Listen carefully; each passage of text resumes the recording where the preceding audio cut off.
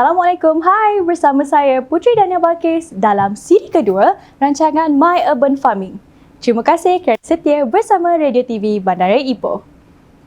Saudara, pada siri pertama dulu Dania dah kongsikan kepada anda tentang apa itu urban farming dan inisiatif-inisiatif yang dilaksanakan oleh Jabatan Pertanian Negeri Perak dalam usaha membantu peserta-peserta pertanian bandar di negeri ini.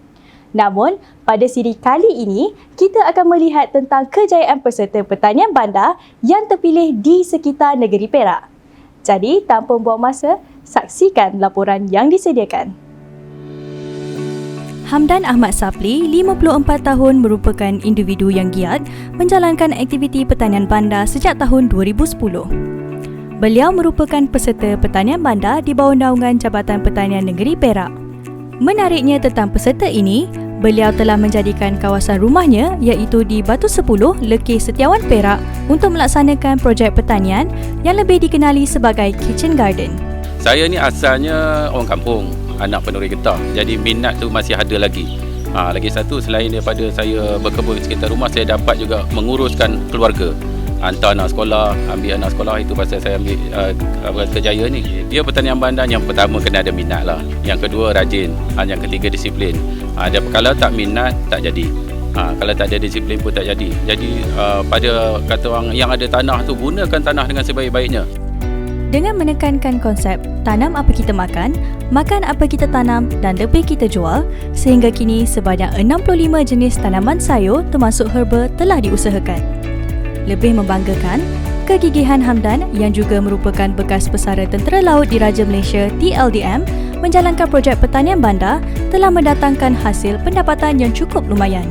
Pendapatan biasanya saya jual 20% lebih murah daripada harga luar.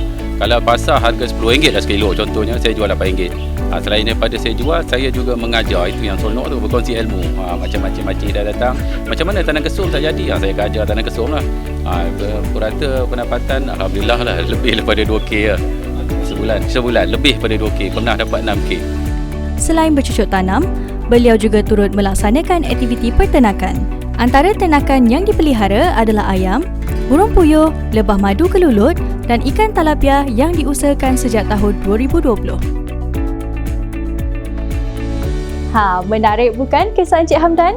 Usaha beliau ini sepatutnya dicontohi masyarakat lain. Mana tidaknya, banyak faedah yang diperolehi jika kita betul-betul minat dalam bidang pertanian ini.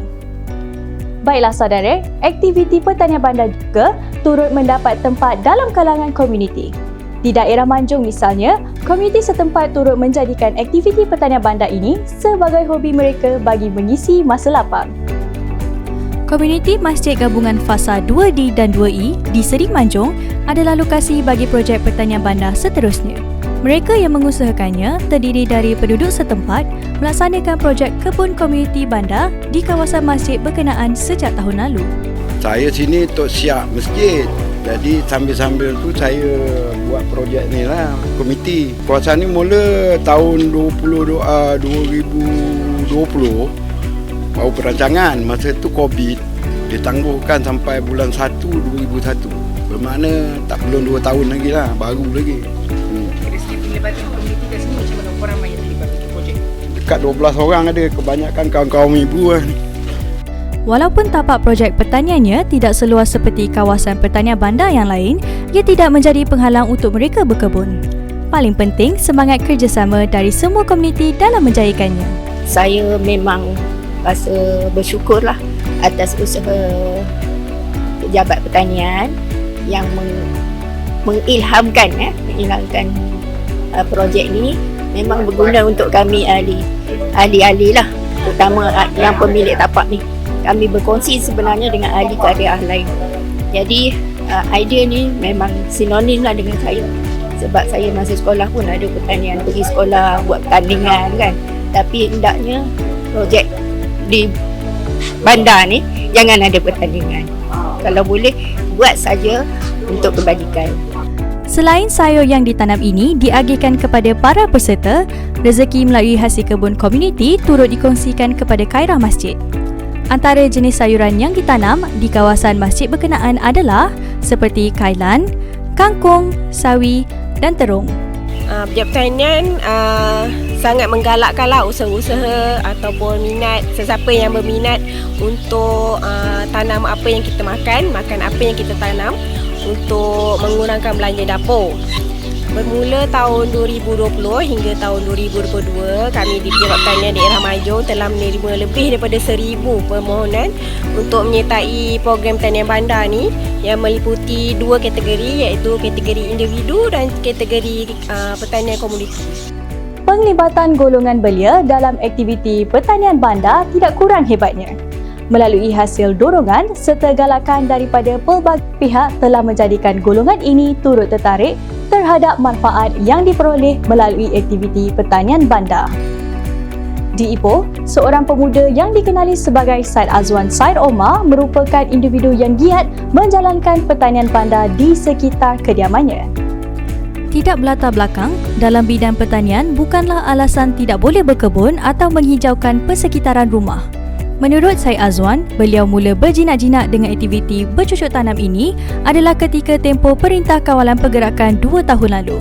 Okey, dari semangat kalau ikutkan ialah sebab dia bukan hobi kita, tapi lepas saya tanam, saya tengok ada beberapa hasil yang jadi, so saya lebih teruja dan jadi lebih seronok untuk kita boleh tuai dan kita boleh makan sayur kita sendiri, dan isteri saya pun banyak membantu saya untuk buat kebun ni lah. Setakat ini, kira-kira RM5,000 telah dibelanjakan untuk mengusahakan kebun itu. Dan beliau banyak mempelajari ilmu pertanian daripada laman sosial selain berkongsi minat dengan rakan yang mempunyai kecenderungan sama. Okey, kalau ikutkan saya memang bukan ada background pertanian.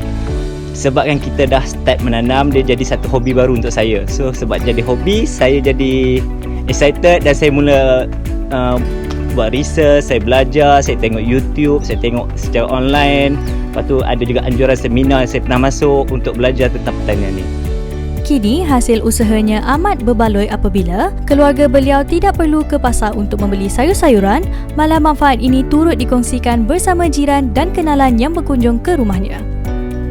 Lihatlah saudara betapa hebatnya masyarakat kita. Diharapkan usaha ini akan memberi inspirasi dan galakan kepada orang lain, khususnya yang menetap di negeri Perak untuk menjalankan projek pertanian bandar. Kalau dapat kita lihat, banyak ruang dan peluang kita boleh terokai dan akhirnya akan mendatangkan kebaikan kepada diri kita sendiri. Ingat, berbudi pada tanah pasti ada hasilnya. Saudara, rancangan My Urban Farming berakhir di sini. Kami dari kru penerbitan ingin mengucapkan ribuan terima kasih kepada semua yang terlibat, khususnya Jabatan Pertanian Negeri Perak yang sama-sama menjayakan rancangan ini. Diharapkan program ini akan memberi manfaat kepada anda semua. Salam hormat dari saya, Puteri Dania Balkis. Assalamualaikum dan jumpa lagi.